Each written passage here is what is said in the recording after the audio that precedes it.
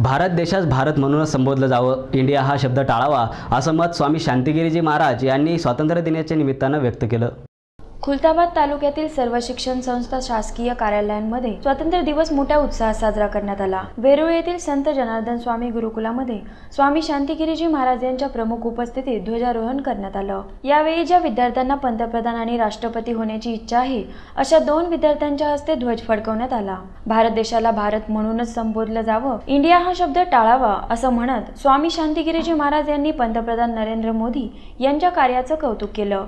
अनेक देश तुमच्या पाठीवर आहेत, पण सर्वात प्रथम आणि महान प्रबंध आहे आपल्या सर्वांचा जन्म परदेशात झाला म्हणून आपण स्वाभिमानी काय म्हणायचे, भारत इज माय कंट्री, काय म्हणायचे, भारत इज माय कंट्री।